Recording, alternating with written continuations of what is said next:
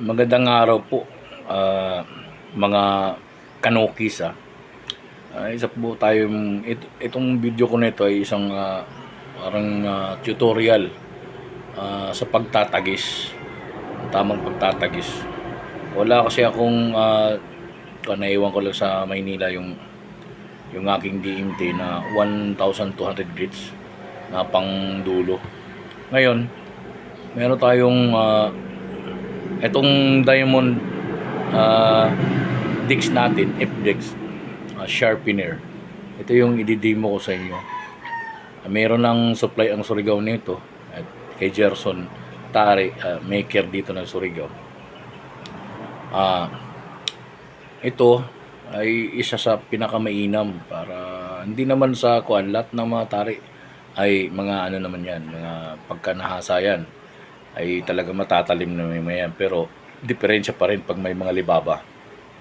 Tulad ng ganito, meron pa siyang libaba, kaya meron akong leader na hasaan na pang smooth, pang finishing. Ito, dito ko muna ihahagod ang aking tari para mapansin ko kung saan yung pwesto ng mga libaba. Yan. Sa Maynila kasi karamihan na ng mga gaffer doon gumagamit na ng mga ganito. Kasi talagang subok na. Siguro naman mga big time diyan sa Maynila. Lalo na yan si Bong Ensong gumagamit ng mga ganito. Ito talaga kanyang F-Dix at saka yung DMT na partner. Yung ito. Ngayon, ibabahagi ko sa inyo yung paano ang tamang paghagod, ang pagtagis ng tari. Ito, kita ko na ay hinagod ko na rito sa aking leader na hasaan din, pang smooth, pang final. So, tunayan nga, ito, delikado rin to. Pagkabaguhan ka lang, sigurado, ano ka. Ito, ganito to. Banayad lang ang paghagod ng ganito. Huwag mong persahin kasi kung persahin mo, lalong mapupurol ang tari mo. Yun ang banayad lang. Yung paghawak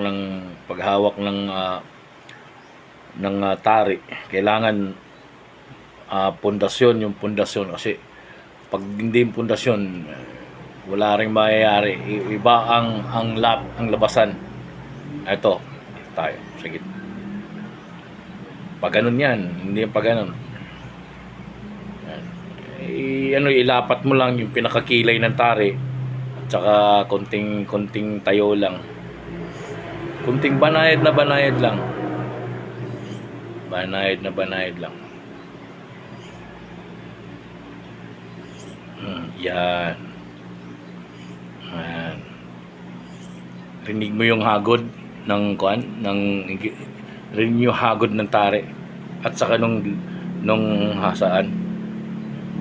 Yan. Kita. Tapos pinaka-important dito yung dito, kasi dito nag-umpisa yung sugat eh. Ito talaga, ang gawin mo naman dito, ako control ko na eh. Dito na ako. Dito sa may bahagyang ganito, sa may gilid dito. Yan.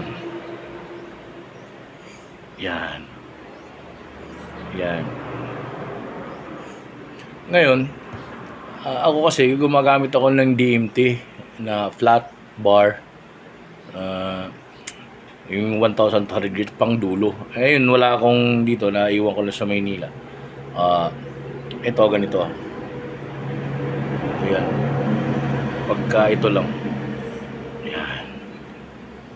Timingin mo lang yung triangle. Yan.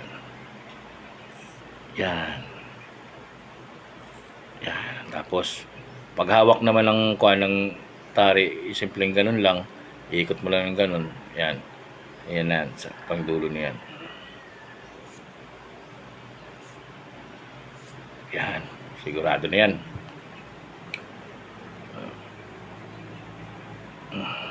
Talim, di ba? Napakatalim. Ganyan mo lang. Tapos, pagkatapos ng kuwan, pagkagawa mo na rito sa IFDEX, idadaan mo na dito sa final mo dito sa leader. Ayan. Iba na ang pagkahawak. Kailangan manigurado ka na kasi didiinan mo na hindi na tulad ng dating pagkahawak. Ako ganito na ang ginagawa ko didiinan ko na Ayan.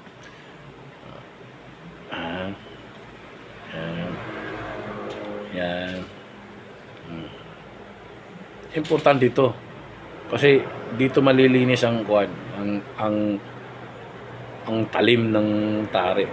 Yan, talagang linis na linis 'yan. Talagang matibay ang pagkakagawa niyan. Talagang yan. Kita mo naman.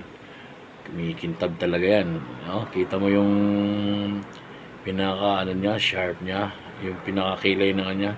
Kintab yan. Kung may libaba yan, may makikita kang mga puti sa dulo kung may libaba pa. O, di ba?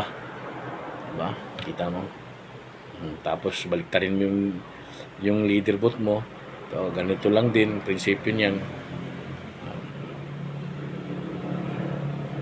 Yan. Yan. Yan. Diba? Yan. Ginanyan mo yan. Actually, matalim talaga to.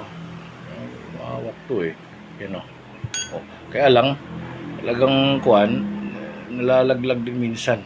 Pero, ako kasi, nasugat na kasi ako kanina, kaya nag-iingat na rin ako. Yan o, nagdudugo kanina sa sobrang talas. Nung kasi nagtatagis ako kanina. Naisipan ko lang mag-vlog para naman kunting kaalaman din mga gapper natin, lalo na dito sa mga remote areas ng bayan ng Surigao del Norte. Merong mga nagpapahasa lang hanggang hasa lang. Saka meron din silang pinapaniwala, kaya lang natin sa inyo, pero ako itong pamamaraan na ito, isubok na ito. Galing ito sa mga malaking sabungan, malaking gapper na mga tao sa buong Pilipinas gumagamit ng ganito. Kaya ako, ipopromote ko sa inyo itong si Gerson Tari na maker ng Surigao. Diyan sa Barangay Luna, magaling maghasa yan. At meron silang bentang IFDEX na hasaan, sharpener. Ang ganda. Sige, thank you for watching.